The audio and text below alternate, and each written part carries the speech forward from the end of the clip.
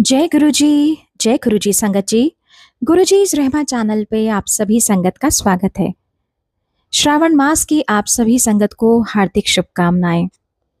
संगत जी, महाराज हमेशा से कहते थे कि शिव पुराण पढ़ा करो, पढ़ नहीं सकते तो जरूर सुना करो। महाराज के असीम कृपा और आशीर्वाद से उसी बात को ध्यान में रखते हुए इस चैनल पे हर रोज श्री शिव महापुराण के सभी अध्याय, सभी खंडों समेत चैनल पर साझा किए जाएंगे। आप सभी से निवेदन है कि इस श्रृंखला को बहुत ध्यान से, पूरे भाव और मन से सुनें और बाकी संगत तक के साथ जरूर साझा करें, ताकि उन सभी संगत का भी जरूर कल्याण हो। जय गुरु जी। जय गुरु जी संगत जी, नमस्ते गुरु जी। गुरु जी की आज्ञा से पहले हम कल का थोड़ा सा दोहरा लें जो गुरु जी ने हमें पढ़वाया था।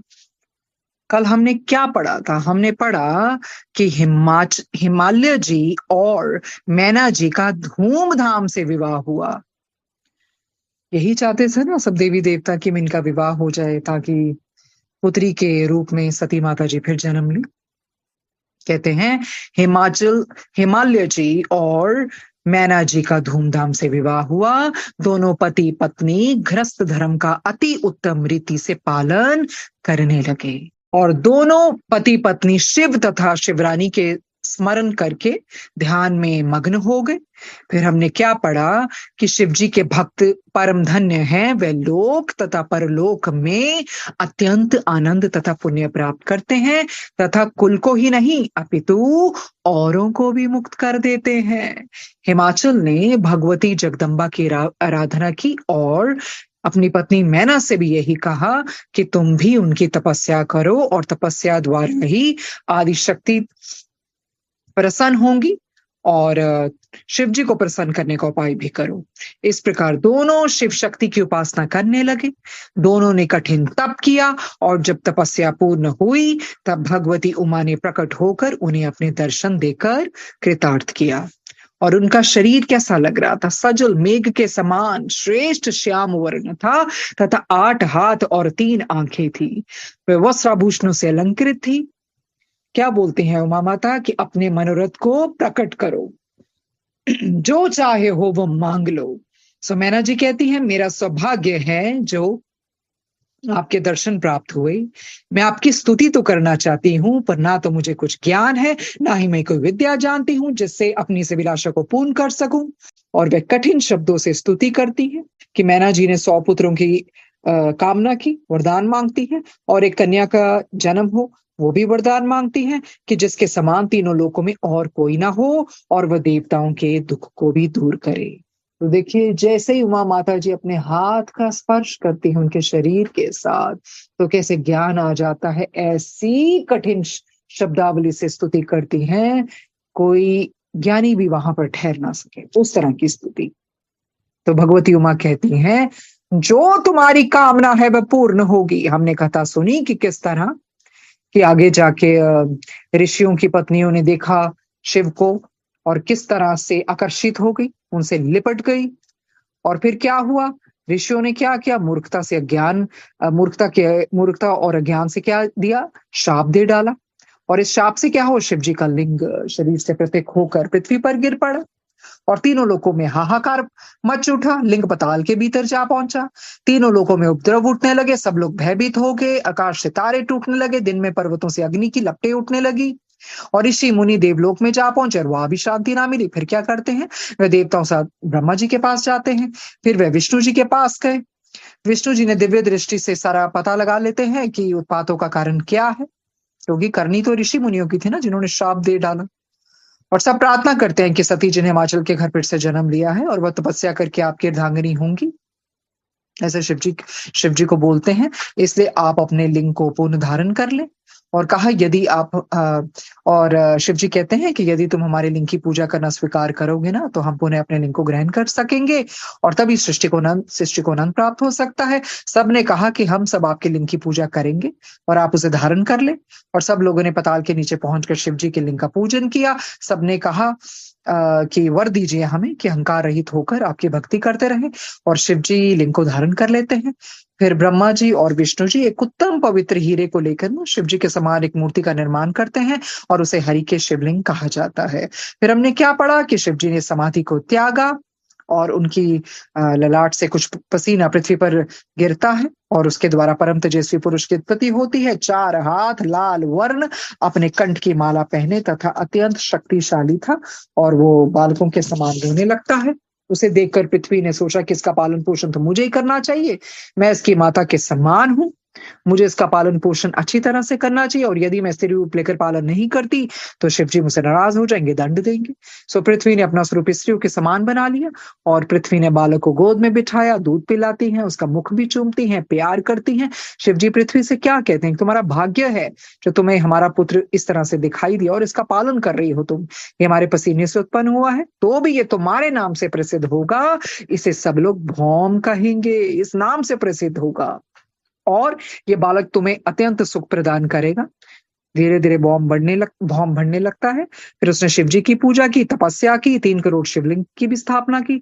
शिव जी दर्शन देते हैं और भौम ने स्तुति की और शिव जी ने वरदान दिया कि तुम पवित्र मंगल ग्रह के रूप में प्रसिद्ध होगे, तुम्हारा स्थान सूर्यलोक से भी ऊपर होगा और तुम्हें सब प्रकार के आनंद और प्रसन्नता की प्राप्ति होगी। यहाँ तक हमने पढ़ा। तो गुरु जी की आज्ञा से आज हम तीसरे खंड का 8वां अध्याय पढ़ते हैं। नारद जी ने कहा, हे पिता, शिव चरित्र को सुन सुनकर मुझे अत्यंत आनंद प्राप्त होता है। अब आप कृपा करके ये वृतांत सुनाइए कि हिमाचल की पत्नी मैना ने शिव जी से वरदान मांगने के उपरांत क्या किया। ये सुनकर श्री ब्रह्मा जी ने भगवान सदाशिव का ध्यान धरने के उपरांत कहा, हे पुत्र, जब मैना ने शिव जी से वरदान प्राप्त किया तथा शक्ति को अपने ऊपर प्रसन्न देखा, तब वह आनंदित होकर अपने घर लौट आई। तो आनंदित तो हो रहा ही था, माता ने जो दर्शन दिए थे और मान गई थी, जो भी इन्होंने मांग की थी स्वीकार की इन्होंने।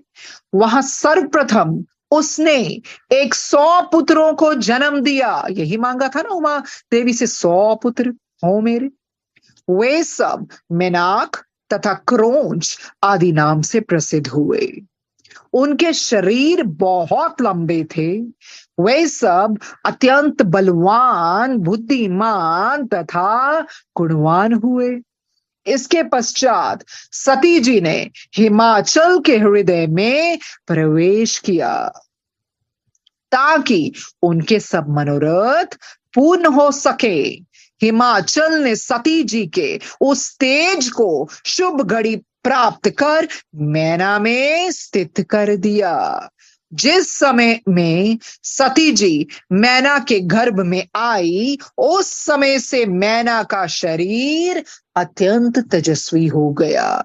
तो मैना जी का शरीर अत्यंत तेजस्वी तो होना ही था। उमा माता स्वयं जो आई थी उनके गर्भ में, उस गर्भ को धारण कर मैना ऐसी सुंदर तथा तेजस्वनी हो गई जैसी पहले कभी नहीं थी। कहते उनका तो अरे रूप ही बदल गया, इतनी सुंदर, इतनी मनोहर, क्योंकि उनको गर्भ ठहर गया था और उमा माता जी स्वयं आई थी। तो कहते ऐसी सुंदर तेजस्वनी तो पहले कभी भी नहीं लगी थी मैना जी।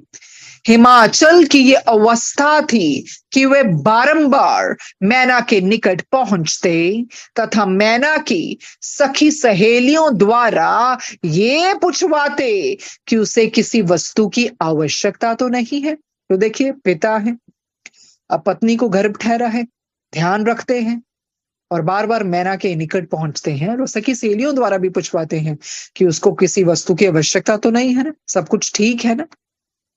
तो ध्यान रखने वाले थे बिल्कुल हिमाचल जी। मैना लज्जित होकर कोई उत्तर नहीं देती थी। क्यों? क्योंकि वह शर्मा जाती थी। परंतु वह जिस वस्तु की इच्छा करती वह स्वयं ही प्रकट हो जाया करती थी। ऐसी कोई भी वस्तु नहीं थी जिसे प्राप्त करने में मैना को कभी कोई कठिनाई हुई हो। तो क्या मतलब है, कोई कठिनाई नहीं हुई। वहां माता जगदम्बा, अरे सृष्टि की माता, अरे जब स्वयं ही आ रही हो तो क्या कठिनाई हो सकती है। किसी भी वस्तु की उन्हें कोई भी उस तरह से प्राप्त करने में कोई भी उनको मुश्किल नहीं है, जो चाहती थी वैसे ही होता था। हे नारद, मैना का गर्भ जितना अधिक बढ़ता जाता था उतना ही उसका तेज भी अधिक हो जाता था। जैसे जैसे गर्भ बढ़ने लगा वो और तेजस्विनी होते गई और तेज बढ़ता गया। क्यों? क्योंकि सती माता जी वो अवतार लेके आई थी उनके घर में, दोबारा से जन्म लिया। गर्भावस्था में जिन रीतियों तथा उत्सवों को करना उचित है उन सबको हिमाचल ने बड़ी धूमधाम के साथ संपन्न किया। देखिए, कोई भी रीति रिवाजों में कमी नहीं छोड़ी। उन्होंने सब लोगों को इच्छा अनुसार दान दिया तथा ब्राह्मणों, देवताओं एवं अतिथियों को भली भांति पूजा की। देखिए, दान भी किया, ब्राह्मण आए, देवता आए, अतिथि आए, सबको भली भांति उन्होंने पूजा की, आदर किया, सत्कार किया। उन्हीं दिनों में विष्णु जी तथा अन्य सब देवता शिवरानी की गर्भ स्तुति करने हेतु हिमाचल के घर गए। देखिए, अरे स्वयं विष्णु जी, सब देवता लोग शिवरानी के गर्भ की स्तुति करने हेतु हिमाचल के घर गए और अपने कर्तव्य को पूरा करने के उपरांत लौट आए।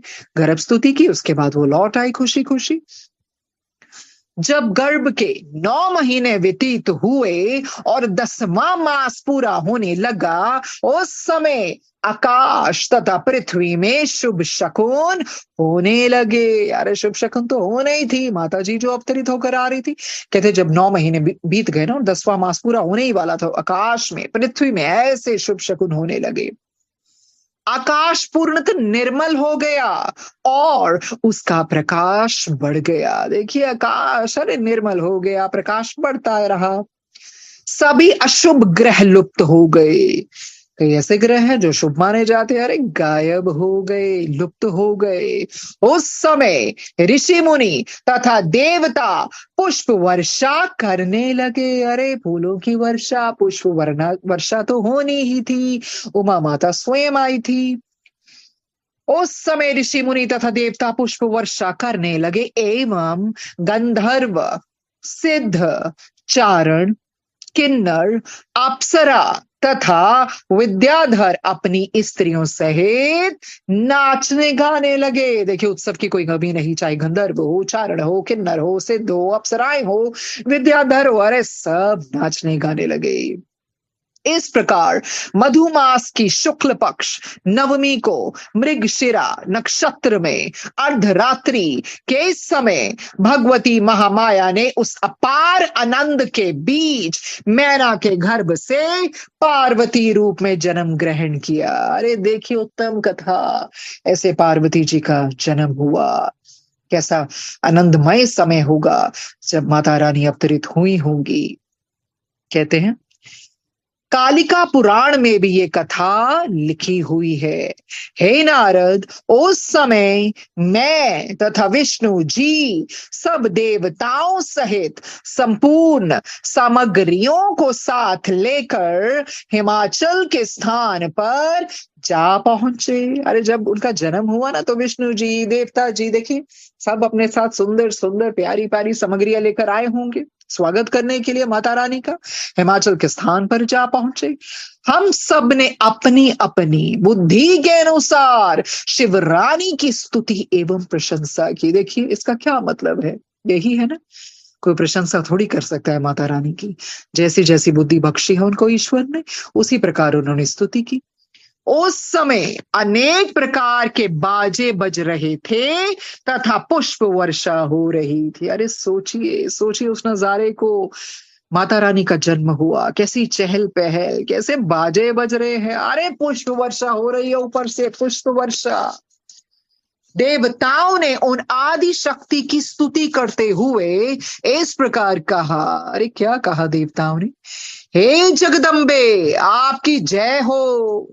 आप तीनों लोकों की माता तथा भगवान भूत भावन की अर्धांगिनी है। देखिए सब देवता स्तुति कर रहे हैं, जय मां जगदम्बे, जय मां जगदम्बे, आपकी जय हो। अरे आप तो तीनों लोकों की माता, अरे भगवान भूत भावन, भूत भावन कौन है? शिव जी, उनकी अर्धांगिनी है।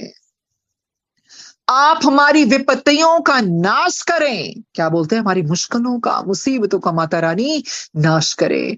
आप हमारी विपत्तियों का नाश करें, क्योंकि हमारे मन की कोई भी अभिलाषा आपसे छिपी नहीं है। क्या हो सकता है कि माता रानी अभिलाषा को ना जानती है? हमारे कहते कोई अभिलाषा छिपी नहीं है आपसे। हमारी मुसीबतें, हमारी विपत्तियों का नाश करें।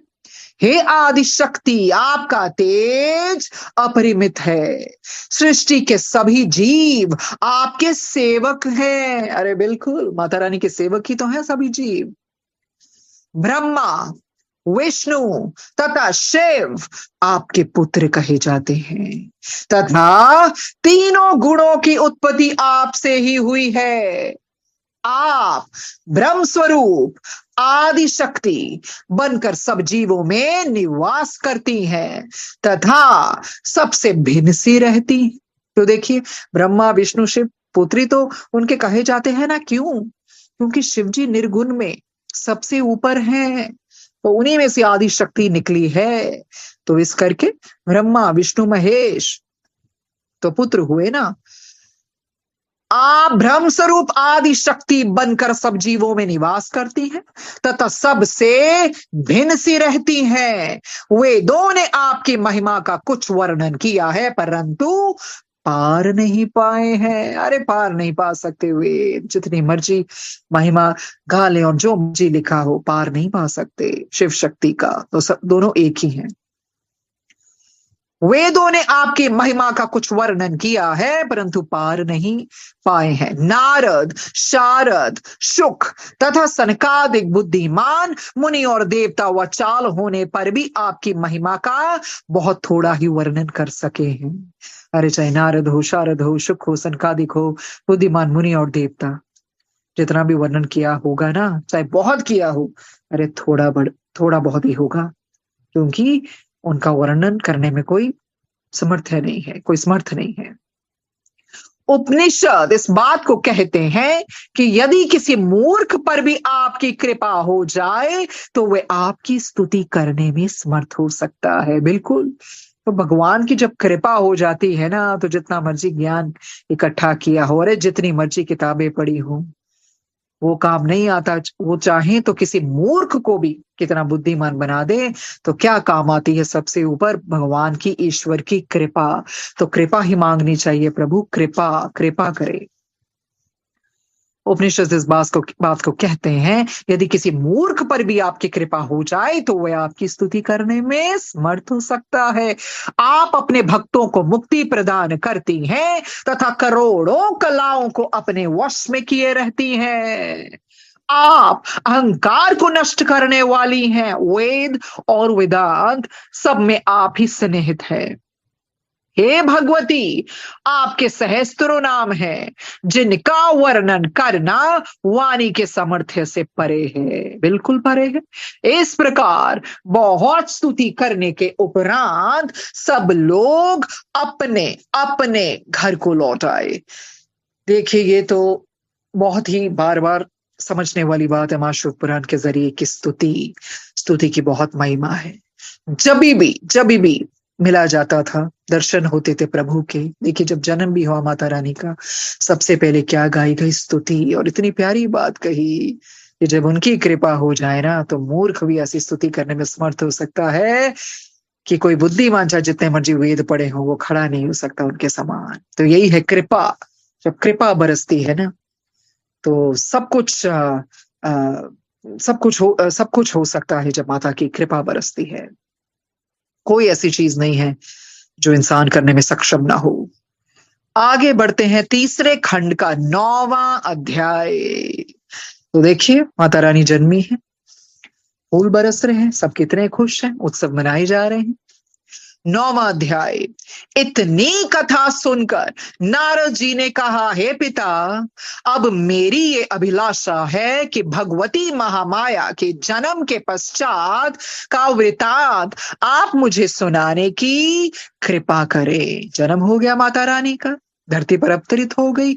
अब वो क्या कहते हैं नारद जी, अब बताइए उसके पश्चात क्या हुआ।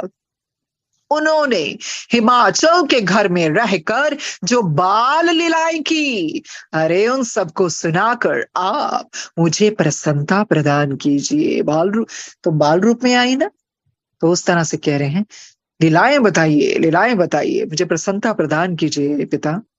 देव ऋषि नारद की ये प्रार्थना सुनकर ब्रह्मा जी बोले, हे पुत्र, जब भगवती महामाया ने अवतार ग्रहण किया और सब देवता उनकी स्तुति प्रशंसा करने के उपरांत अपने अपने स्थान को लौट गए, उस समय हिमाचल ने बड़ी धूमधाम से अपनी पुत्री का जन्म महोत्सव बनाया। अरे मनाना ही था ना, हिमाचल जी की पुत्री पुत्री पैदा हुई, इतनी तेजस्वनी पुत्री।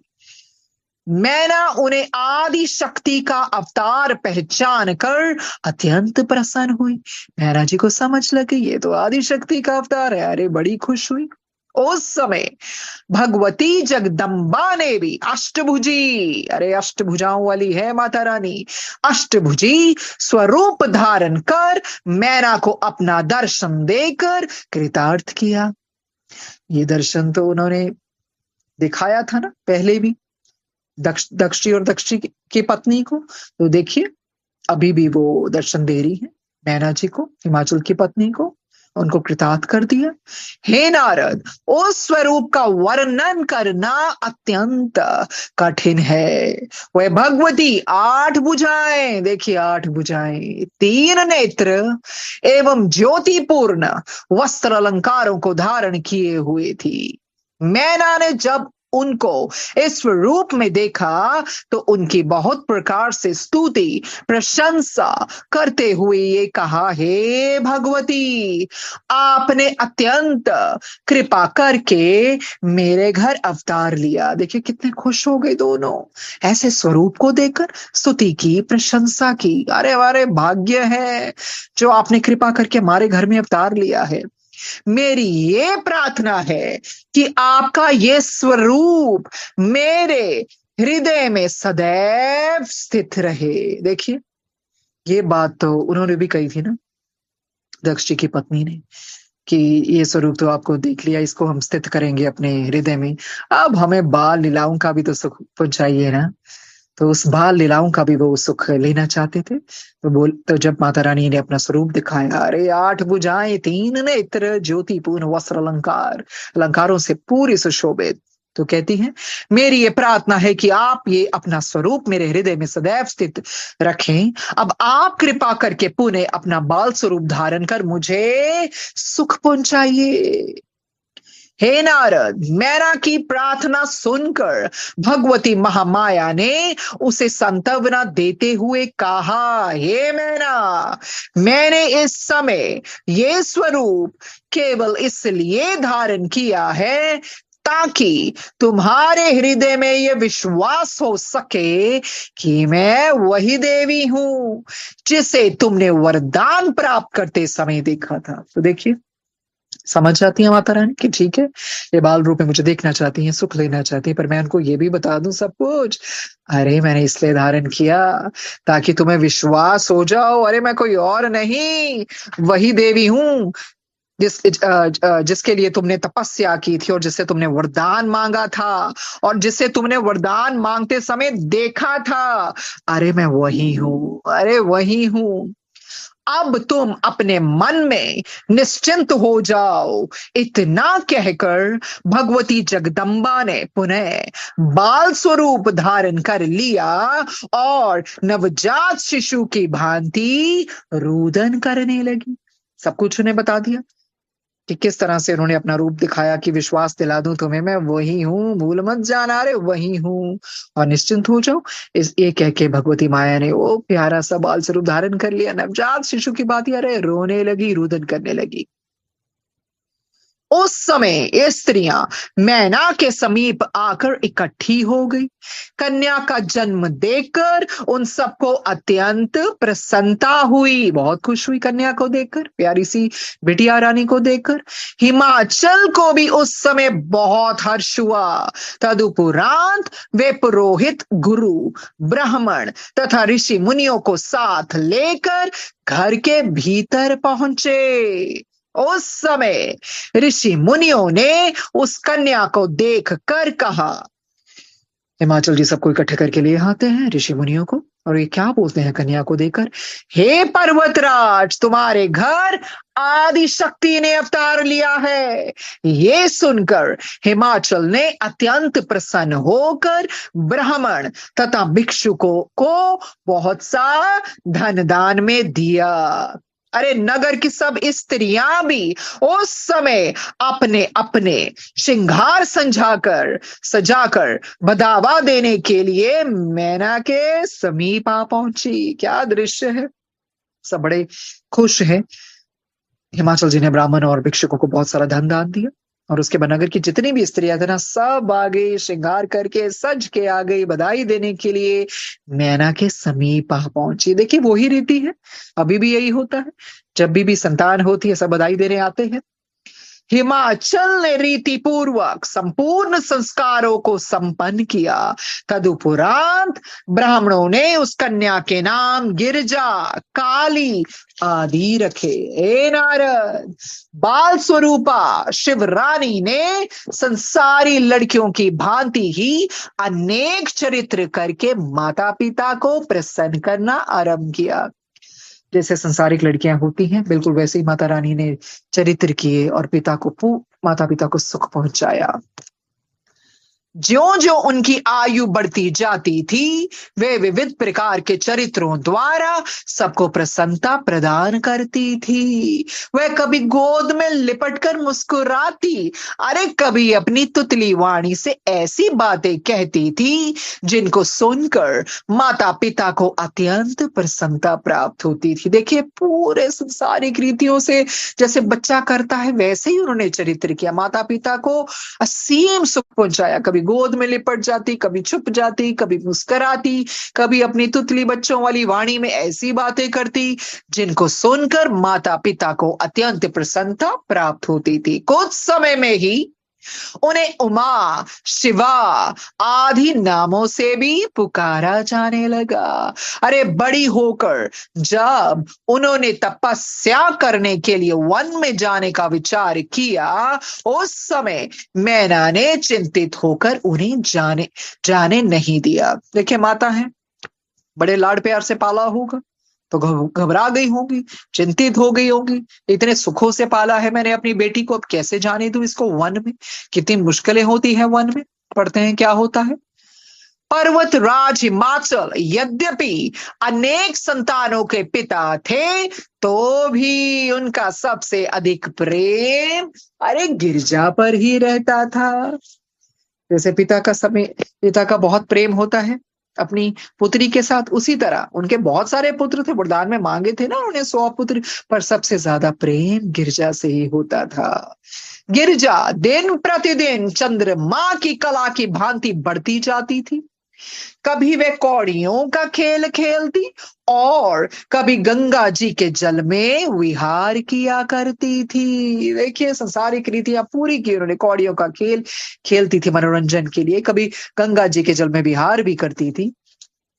संसारी रीति के अनुसार उन्होंने विद्या अध्ययन भी प्रारंभ किया और कुछ ही समय में संपूर्ण विद्याओं में निधान हो गई। देखिए पूरी उन्होंने विद्या अध्ययन किया और उसमें बिल्कुल एंड संपूर्ण उन्होंने विद्याओं का अध्ययन किया और उसमें बिल्कुल पारंगत हो गई।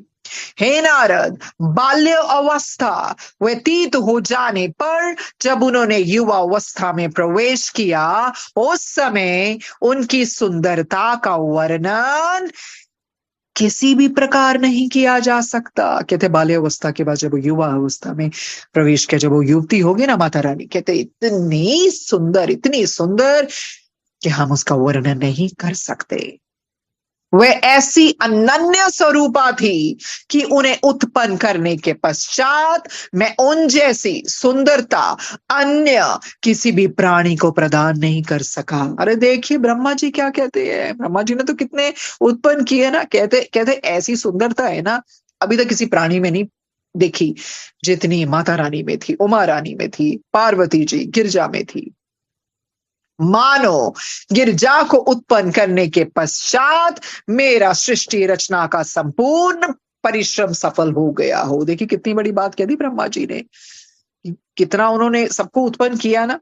कहते जब गिरजा जी को उत्पन्न किया ना तो ऐसा लगा कि बस ठीक है, जो भी परिश्रम किया ना सृष्टि की रचना में वो सब सफल हो गया। देखिए इतनी सुंदर। जिन लक्ष्मी जी को मैंने अत्यंत प्रेम पूर्वक समुद्र से निकाला था उन्हें भी गिरजा के समान कहते हुए मुझे लज्जा का अनुभव होता है। तो कहने का तात्पर्य क्या है कि लक्ष्मी जी भी बहुत सुंदर होंगी, पर जो गिरजा जी की सुंदरता है उसके सामने तो लक्ष्मी जी भी शर्मा जाए। जिन लक्ष्मी जी को मैंने अत्यंत प्रेम पूर्वक समुद्र से निकाला था उन्हें भी गिरजा के समान कहते हुए मुझे लज्जा का अनुभव होता है।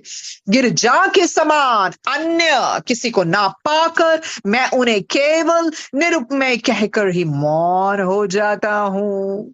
तीनों लोकों में उन जैसी अन्य कोई नहीं है। तो वाकई में देखिए कहते तीनों लोकों में गिरजा माँ जैसी है नहीं कोई। मेरी पत्नी तो किसी भी प्रकार उन्हें उनके सक्षम नहीं ठहर सकती। देखिए ब्रह्मा जी खुद कह रहे हैं सरस्वती जी के बारे में, कहते हैं अरे मेरी पत्नी तो किसी भी प्रकार उनके सक्षम नहीं ठहर सकती, इतनी सुंदर होंगी, इतनी सुंदर होगी। उमा माता लक्ष्मी में चंचलता का अवगुण है, अतः उन्हें गिरजा के समान नहीं कहा जा सकता। अरे बिल्कुल सही है, जैसे इसमें लिखा है ना लक्ष्मी जी में चंचलता का अवगुण है, क्योंकि हमें भी पता है लक्ष्मी जी किसी एक के घर कभी नहीं टिकती, वह कभी अधिक देर तक ठहर ही नहीं सकती, ये सत्य है। और इस तरह से इनको लक्ष्मी जी को चंचला भी कहा जाता है, क्योंकि लक्ष्मी जी किसी के भी यहाँ स्थायी नहीं हो सकती। अगर स्थायी हो जाएगी ना, कहते हैं वो जो इंसान है ना वो अभिमान से भर जाएगा, अहंकार आ जाएगा उसमें, तो इसी करके फिर वो गलत कार्य भी करेगा। तो लक्ष्मी जी चलती रहे तो ठीक रहता है, चंचला रहे तो वो ही ठीक है। ये तो युगों युगों में ना बहते धन के प्रवाह को कोई भी रोक नहीं सका। युगों युगों से धन ज्यादा भी जब धन हो जाता है ना किसी के पास तो इंसान ना भूल जाता है, और ये नहीं उसको पता कि जो भी धन है वो प्रभु की कृपा ही है। प्रभु मतलब उसके पुराने जन्मों के सत्कर्मों की वजह से ही ज्यादा वो संपत्ति आती है, पर फिर वो नशे में चोर भी हो जाता है, गलत कार्य भी करता है। तो इसी करके लक्ष्मी जी कभी नहीं ठहरती एक जगह, चंचल स्वभाव इसीलिए कहा गया है। और पर ये देखिए लक्ष्मी जी देखिए नारायण के चरणों में होती है, उनकी सेवा करती हैं, तो ये भी तो है ना। तो हम सब जानते हैं ना कि लक्ष्मी जी का वाहन उल्लू है। इतने धार्मिक ग्रंथों के अनुसार ना एक बारी सभी देवी देवता ना धरती पर सैर करने आते हैं, विचरण करने आते हैं, और उस समय पशु पक्षियों ने ना देवताओं से अनुरोध करते हैं कि उनको आप अपने अपने वाहन के रूप में चुन लें और कृतार्थ करें। और सभी देवताओं ने वाहन चुन भी लिया, पर लक्ष्मी जी काफी देर तक सोचती रही, असमंजस में पड़ गई कि मैं किसको वाहन चुनूं। सो सभी पशु पक्षियों में विवाद भी होने लगा। तब लक्ष्मी जी ने सबको शांत करवाते हुए कहा कि मैं प्रत्येक अमावस्या पर धरती पर विचरण करने आऊंगी और तब मैं वहां आकर अपना वाहन चुन लूंगी। इसके बाद जब कार्तिक अमावस्या का दिन आता है ना तो सभी पशु पक्षी माता लक्ष्मी की राह देखने लगते हैं, लेकिन अमावस्या की काली रात में सब देख पाने में अक्षम हो जाते हैं ना, मतलब सक्षम नहीं होते देखने में। सो ऐसे में जब रात में लक्ष्मी माता आती है ना तो उल्लू अपनी तेज नजरों से उनको देख लेता है और उनके पास पहुंचता है। सो उल्लू इस बात का उदाहरण है कि जब घोर अंधेरा भी हो ना जिंदगी में तो देखने समझने की सोचने की क्षमता ही काम आती है। कि जब भी घोर अंधेरा जीवन में छाने लगे ना तो सूझबूझ से आराम से समझ के ही निर्णय लेना चाहिए। सो इस तरह से उल्लू को भूत और भविष्य का भी ज्ञान होता है, बहुत ही बुद्धिमान और निशाचारी प्राणी होता है। सो इसी तरह से बिल्कुल सही लिखा है इसमें कि देखिए लक्ष्मी में चंचलता का अवगुण तो है ना, वो नहीं ठहर सकती एक जगह, बिल्कुल। और जो लोग बहुत संपत्ति इकट्ठी करते हैं, खर्च नहीं करते हैं, तो फिर उस तरह से अहंकार भी आ जाता है। तो लक्ष्मी माता चंचलता में ही अपनी प्रसन्न रहती है, एक जगह नहीं टिक सकती वो। अतः उन्हें गिरजा के समान नहीं कहा जा सकता। रति तथा भगवान विष्णु के मोहिनी रूप की महिमा भी उनके सौंदर्य के सक्षम नहीं ठहर सकती। देखिए, कहीं भी उपमा उपमा की तो कमी नहीं रही ना। ब्रह्मा जी ने लक्ष्मी जी से भी मिलवाया, उपमा दी, सरस्वती जी से भी दी, यहाँ तक भगवान विष्णु के मोहिनी रूप, जो इतना मनोहर मोहिनी रूप बनाया था, ताकि वो जिस तरह से भी वो मंथन के रूप उसको राक्षसों को छल कर सके, और इस तरह से कुछ बहुत उत्तम कार्य के लिए उन्होंने मोहिनी रूप धारण किया था ना। कहते ऐसी सुंदरता है, किसी की भी सुंदरता उनके आगे ठहर नहीं सकती। इसलिए यही कहना उचित है कि वे अपनी उपमा में आप ही थी। अरे उनके जैसा कोई था ही नहीं। हर जगह से उपमा कर ली, लक्ष्मी जी के साथ, सरस्वती जी के साथ, भगवान विष्णु की मोहिनी रूप के साथ, तो अपने आप में वो एक ही थी। इतनी सुंदर, इतनी सुंदर। अरे कि ब्रह्मा जी ने कह दिया कि जो मैंने सृष्टि में जितना परिश्रम किया वो सफल है। इसका मतलब उनसे सुंदर कोई हुई नहीं आज तक। इतनी सुंदर माता रानी। आगे पढ़ते हैं 10वां अध्याय, 3रा खंड। सूत जी ने कहा, हे ऋषियों, इतनी कथा सुनकर नारद जी ने ब्रह्मा जी से कहा, पिता, जिस प्रकार आपने भगवती गिरजा की सुंदरता का वर्णन किया, उसी प्रकार उनके विवाह का भी चरित्र मुझे सुनाने की कृपा करें। ठीक है पिताजी, आपने बता दिया, माता रानी इतनी सुंदर, आप विवाह के बारे में भी तो बताएं।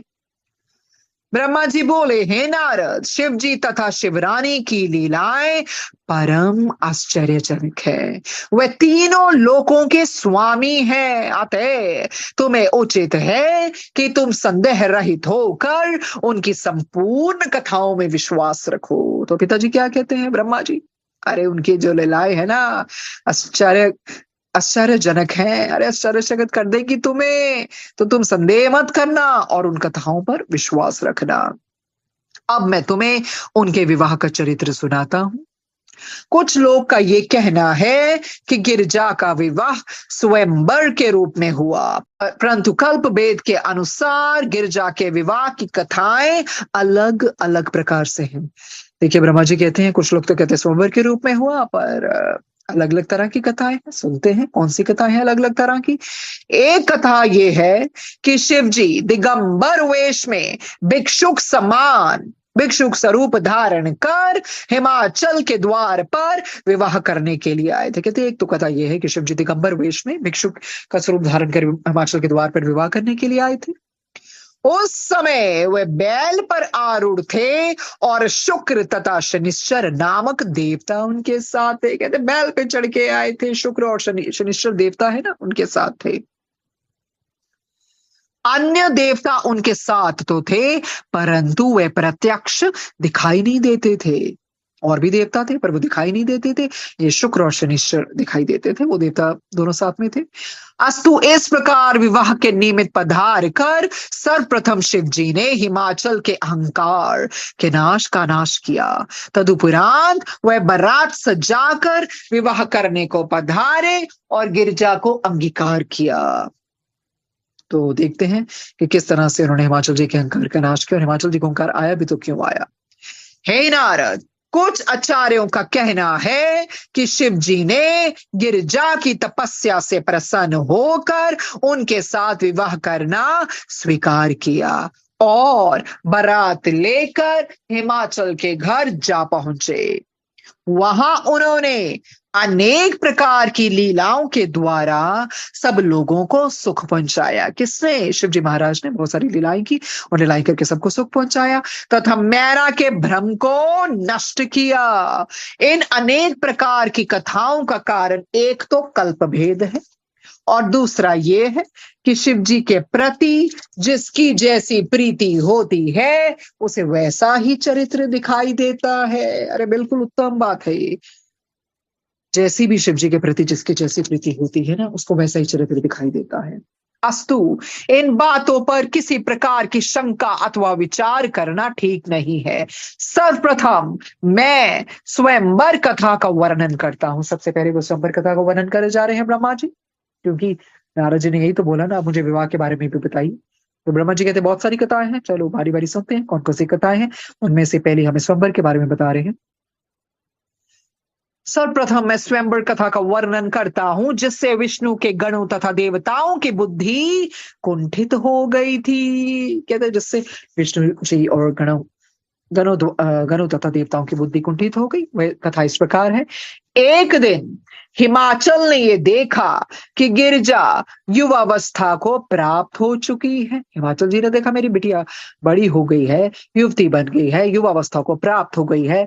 तब उसने अपने भाई बंधुओं को बुलाकर ये कहा कि तुम लोग गिरजा के अनुरूप किसी देवता को देखकर उसके साथ गिरजा का विवाह कर दे। तो हिमाचल जी को थोड़ी सी तो चिंता हुई कि मेरी पुत्री बड़ी हो गई, युवावस्था में पहुंच गई है, चलो अपने भाई बंधुओं को बुलाता हूँ और उनको बोलता हूँ कि उनके अनुरूप जो भी देवता हो उस तरह से आप देखें, तलाश कीजिए, रिश्ता लेकर आए और उसके साथ गिरजा का विवाह कर दो। क्योंकि पिता का धर्म यही है कि वह अपनी पुत्री के युवा हो जाने पर किसी श्रेष्ठ वर के साथ उसका विवाह करके अपने ऋण से उतरण हो जाए। तो कहते यही है पिता का असली धर्म। जैसे ही पुत्री बड़ी हो जाए, युवा हो जाए, तो श्रेष्ठ वर ढूंढे और उनका विवाह करे और जो ऋण है उसे उतरण हो जाए। उन्हीं दिनों मैना ने भी हिमाचल को अपने निकट बुलाकर ये कहा। अपने पति को बुलाती है मैना जी, क्या कहती है हिमाचल को? हे पति, गिरजा युवा अवस्था को प्राप्त हो चुकी है। तो जो चिंता पिता के मन में थी वही माता के मन में है। क्या कहती हैं?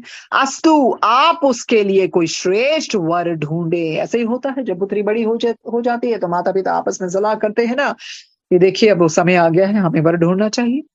उन्होंने ये भी कहा कि गिरजा मुझे अत्यंत प्रिय है, अतः इसके लिए कोई ऐसा योग्य वर ढूंढे जो सब प्रकार से प्रशंसा का पात्र हो। देखिए क्या कहती है मैना जी कहते हैं, तो देखिए ऐसा योग्य वर ढूंढे जो सब प्रकार से प्रशंसा का पात्र हो, उसके काबिल हो।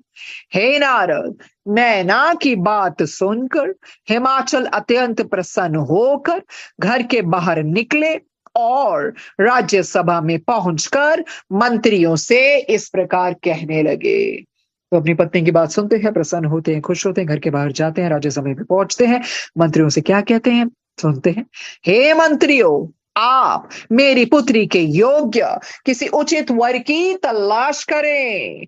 उस समय मंत्रियों ने ये सम्मति दी। हे राजन, राजकन्या के विवाह के लिए आप एक ऐसे स्वयंवर का आयोजन करें जिसमें ब्रह्मा, विष्णु आदि सभी दिग्पाल भी सम्मिलित हों। कहते हैं और मंत्रियों ने ये सम्मति दी कि राजन, राजकन्या के विवाह के लिए आप स्वयंवर का आयोजन कीजिए, तैयारी कीजिए, जिसमें ब्रह्मा जी को बुलाएं, विष्णु जी को भी और दिग्पाल भी को भी बुलाएं, सब सम्मिलित हों। सर्वप्रथम आप उस स्वयंवर के समय गिरजा का प्रत्येक विवाह इच्छुक पुरुष के नाम, गुण आदि के संबंध में सूचित करें। तदुपरांत उसका स्वरूप दिखाएं। उस समय गिरजा जिसके कंठ में वरमाला डाल दे, उसी के साथ गिरजा का विवाह कर दिया जाए। तो देखिए क्या सलाह देते हैं। कहते हैं स्वयंवर के समय ना गिरजा को प्रत्येक विवाह इच्छुक जो भी पुरुष, उनके नाम और गुण, उनके सब कुछ बताया जाए, गुणों के बारे में, नामों के बारे में, और स्वरूप भी दिखाएं। फिर जैसी गिरजा माता की इच्छा होगी जिसके कंठ में वरमाला डाल देंगे। तो स्वयंवर का तो मतलब यही होता ना, स्वयं चुना हुआ, तो फिर उसी तरह से विवाह कर दिया जाएगा। मंत्रियों की इस सम्मति को सुनकर हिमाचल को अत्यंत प्रसन्नता हुई। तब उन्होंने स्वयंवर की तिथि निश्चित कर सब लोगों के पास निमंत्रण पत्र भेज दिए। हे नारद, गिरजा के स्वयंवर का समाचार प्राप्त कर सभी देवता हिमाचल के नगर में जा पहुंचे। मैं, विष्णु, इंद्र, सूर्य, चंद्रमा, अग्नि, तथा अन्य दिग्पाल भी अपनी अपनी बारात सजाकर बड़ी धूमधाम से हिमाचल के यहाँ आ गए। हे नारद, इन सब लोगों को देखते ही हिमाचल ने अगवानी करते हुए सबका अत्यंत आदर सत्कार किया। अगवानी की, आगे बढ़ते हुए सबका आदर सत्कार किया। तदुपरांत स्तुति एवं प्रशंसा करके रहने के लिए श्रेष्ठ निवास भी दिया। सबकी स्तुति की, प्रशंसा की, रहने के लिए श्रेष्ठ निवास दिया। उसने अन्य सब देवताओं की भी बहुत सेवा की। जब हम लोग स्वयंवर स्थल में जा पहुंचे तो उस विचित्र मंडप को देखकर हमें अत्यंत आनंद हुआ। स्वयंवर स्थल में सब पहुंचते हैं और इतना सुंदर विचित्र मंडप को जब देखते हैं ना तो आनंदित हो जाते हैं। हम लोग परस्पर बातें करते हुए कहने लगे, देखे अरे आज गिरजा किस पर प्रसन्न होती है और किसे उसके साथ विवाह करने का सौभाग्य प्राप्त होता है। कहते देखे तो सही, गिरजा जी के विवाह किसके साथ होता है और किसको सौभाग्य प्राप्त होता है। कोई कहता वे विष्णु जी को स्वीकार करेंगी और कोई अन्य देवता का नाम लेता था। तो सब अपने में सलाह कर रहे हैं ना, बातें कर रहे हैं, सोच रहे हैं, देखते हैं भाई किसके गले में वरमाला डालेंगी और किसको वो सौभाग्य प्राप्त होगा। क्या पता विष्णु जी को स्वीकार करे, अरे क्या पता कोई अन्य देवता को स्वीकार करे। कोई कहता वे विष्णु जी को स्वीकार करेंगी और कोई अन्य देवता का नाम ले लेता था। बीच बीच में सब लोग ये भी कहते जाते थे कि गिरजा का विवाह जिसके साथ होगा उसी को हम सब अपने से उत्तम और प्रधान पुरुष समझ लेंगे। वे लोग जो विवाह देखने योग्य हैं, अतः उनका विवाह किसी के साथ क्यों ना हो, हम तो उस आनंद को देखकर ही कृतार्थ हो जाएंगे। अरे बिल्कुल, ऐसा विवाह देख के तो सब कृतार्थ हो जाएंगे। देखने को मिलेगा कि वो किसको अपना पति चुनेंगी। तो ये एक कथा है जो सुनाने जा रहे हैं स्वयंवर की। आगे हम पढ़ते हैं तीसरे खंड का 11वां अध्याय। ये स्वयंवर के बारे में ही जारी रखते हैं, पढ़ते हैं क्या होता है। ब्रह्मा जी ने कहा, नारद उस समय हिमाचल ने स्वयंवर सभा में अनेक स्वर्ण सिंहासन रखवा दिए। सिंहासन इसलिए रखवा दिए ना, स्वर्ण जो भी आएंगे सब उस पे बैठते जाएंगे, अपना आसन ग्रहण करेंगे। हे नारद, उस समय हिमाचल ने स्वयंवर सभा में अनेक स्वर्ण सिंहासन रखवा दिए तथा उन्हें सब प्रकार से सुसज्जित करके सब लोगों के पास ये संदेश भिजवाया कि वे स्वयंवर सभा में आ विराजें। उस संदेश को सुनकर प्रत्येक व्यक्ति बड़ी धूमधाम से स्वयंवर मंडप में जा पहुंचा। जब सबको संदेशा मिल गया तो सब उत्साहित होकर स्वयंवर मंडप में जा पहुंचे। इंद्र एरावत हाथी पर सवार होकर आया। इंद्र जी का वाहन एरावत हाथी है। विश्वानर के पुत्र अग्नि अपने गणों के साथ बड़ी सज धज कर आए।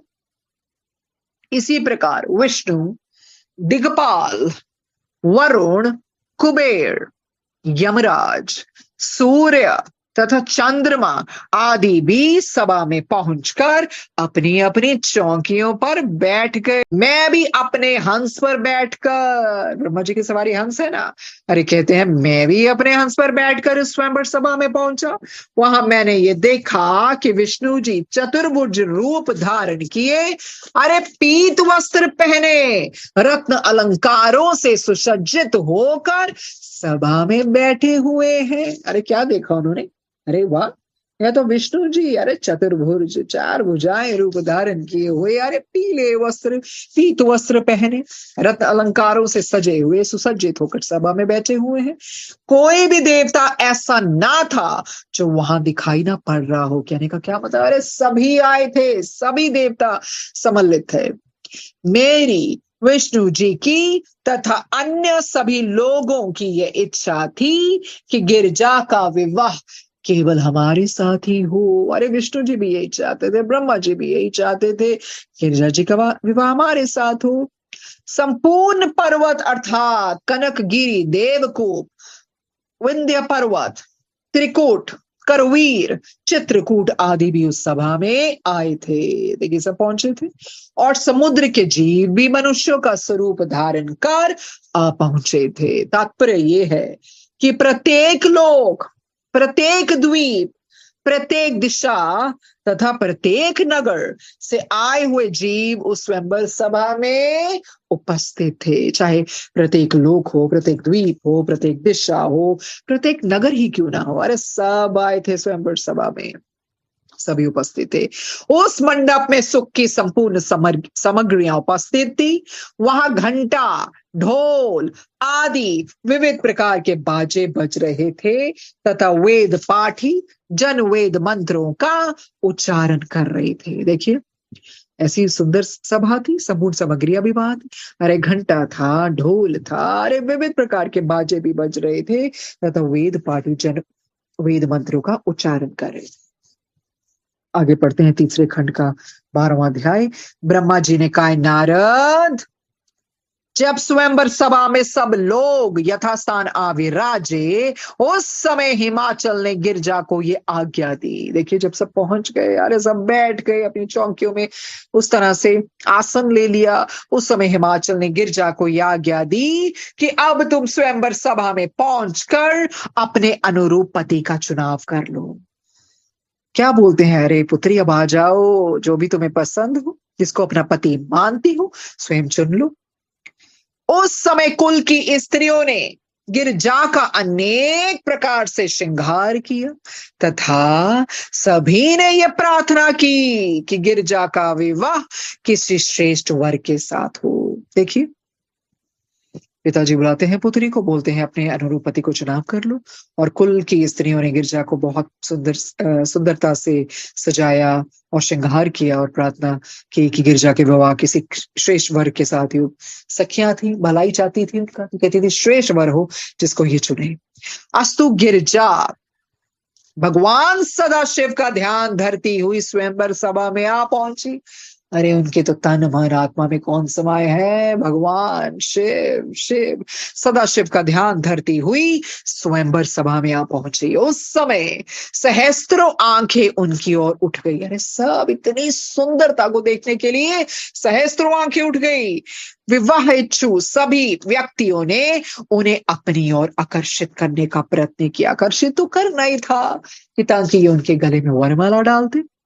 उस समय सखियों ने सर्वप्रथम गिरजा को इंद्र के समीप ले जाकर खड़ा किया और उनका परिचय देते हुए कहा। सबसे पहले सखियां इंद्र के पास ले गई और परिचय देती हैं। क्या कहती हैं, हे पार्वती, इनका नाम इंद्र है, इन्होंने सहस्त्र यज्ञ किए हैं, जो व्यक्ति इनकी शरण में आ जाता है उसकी ये सब प्रकार से रक्षा करते हैं। तो देखिए, इंद्र के बारे में, इंद्र देवता के बारे में परिचय देती है। इनका स्वरूप चंद्रमा से भी अधिक सुंदर है। इन्हें स्वीकार कर लेने पर तुम इंद्राणी पद को प्राप्त करोगी तथा सब प्रकार के सुख भोग हर समय उपलब्ध होते रहेंगे।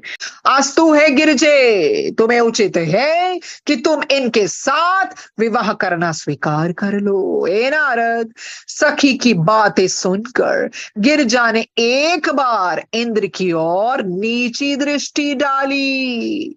तदुपरांत उन्हें प्रणाम करती हुई चुपचाप आगे बढ़ गई, क्योंकि अरे उनको तो पहले ही पता था ना, वो सिर्फ शिव जी से ब्याही जाएंगी। तो देखती है थोड़ी सी और आगे प्रणाम करती हुई निकल जाती है, चुपचाप आगे बढ़ जाती है। इसी प्रकार सखियों ने विष्णु आदि देवताओं की प्रशंसा करते हुए उनमें किसी को भी अपना पति चुन लेने की सलाह दी। सखियां बार-बार साथ-साथ चलती थी, बताती थी अब ये देवता है, प्रशंसा करती हैं और बोलती हैं कि आप चुन ले, जो भी ये सलाह देती हैं कि जो जिसको भी आप चाहती हैं इनमें से आप पति चुन ले। परंतु गिरजा उन सबको प्रणाम करती हुई आगे बढ़ती गई। अरे चुपचाप आगे बढ़ती गई। सदाशिव के लिए तो जन्म लिया था ना उन्होंने। जब वह मुझ पर तथा विष्णु जी पर भी प्रसन्न हुई और वरमाला लेकर आगे बढ़ी, उसी समय अचानक ही शिव जी उस स्वयंवर स्थल में आकाश से प्रकट होकर आ विराजे। अरे प्रभु आकाश से प्रकट होकर आ विराजे। ये एक तरह की कथा है, और भी कथाएं सुनने को मिलेंगी। एक तरह की विवाह की कथा है जो ब्रह्मा जी सुना रहे हैं। उन्हें देखते ही गिरजा के मुख पर अरे प्रसन्नता चमक उठी। प्रसन्नता तो आनी ही थी, उनके प्रभु आ गए। अरे सदाशिव आगे प्रकट होकर और उन्होंने माला शिव जी के गले में डाल दी। अरे हो सकता था क्या कभी उमा माता किसी और के गले में डाल दी। अरे वो तो जन्मों जन्मों से उनके साथ है, शिव शक्ति तो एक है। तो उन्होंने शिव जी के गले में वरमाला डाल दी। तो देखिए कितनी प्यारी कथा स्वयंवर की हमें सुनने को मिली। और इस तरह से और भी हमें उनके विवाह के वर्णन सुनने को मिलेंगे, क्योंकि नारद जी उत्सुक हैं सब कुछ जानने को। और इसी तरह से हम भी बहुत उत्सुक हैं किस तरह से विवाह सुने। बहुत ही शुभ होता है ये चीजों के बारे में सुनना। जैसे हमने जाना था पहला विवाह तो हुआ भी ऐसे ही था, शिव जी और सती जी का, और कन्यादान हुआ था। और इस जन्म में हिमाचल जी कन्यादान करेंगे। और देखिए किस तरह से जब गर्भ भी ठहरा, मैना जी को गर्भ की स्तुति की गई, तो पूरी रीतियां रिवाज की गई। तो अभी भी हमारे इस देश में इस तरह की सब रीतियां होती हैं जिसमें अपना ही आनंद भरा होता है। सो आगे बढ़ेंगे विवाह के बारे में कल। जितना भी हमें गुरुजी ने पढ़वाया, बहुत आनंदित पल दिया। शुक्रिया करते हैं गुरुजी, आपकी कृपा से ही पढ़ रहे हैं। ये आपकी दी हुई ऊर्जा है और आपके दिए हुए कान है, श्रवण कर रहे हैं। आप ही अमृतमय रस हमें दे रहे हैं। और बहुत गलतियां होती हैं पढ़ने में गुरुजी, क्षमा कीजिए। और जिस भाव से पढ़ा रहे हैं वो आप ही पढ़वा सकते हैं ऐसे। सो शुक्रिया करते हैं संगत जी का, शुक्रिया करते हैं इस प्लेटफॉर्म का, शुक्रिया करते हैं इस पल का, इस घड़ी का, सब संगत का। और यही चाहते हैं सबकी विपत्तियां दूर हों, जो देवी देवता भी मांगते हैं कि प्रभु सबकी विपत्तियां दूर कीजिए, अपने चरण कमल की प्रीति दीजिए। इसको आगे ले जाते हुए कल मिलेंगे। धन्यवाद। शुक्राना गुरु महाराज, शुक्राना सोनिया आंटी आपका भी, जो इतने सुंदर महात्म्य का इतना विस्तृत रूप से आपने वर्णन किया है अपनी सुंदर सरल भाषा में। महाराज आप सभी के ऊपर ऐसी ही कृपा दृष्टि बनाई रखें। और संगत जी इस श्रृंखला को बहुत ध्यान से पूरे भाव और मन से ज़रूर सुनिए। उम्मीद करूंगी कि संगत जी आप सभी अपने कल्याण के साथ साथ बाकी संगत का भी ज़रूर कल्याण करेंगे। जो भी संगत अपने घर पर शिव महापुराण का पठन नहीं कर सकते हैं तो उनके साथ ये वीडियो ज़रूर साझा करिए। कल फिर मिलते हैं नए अध्यायों के साथ। जय गुरु जी।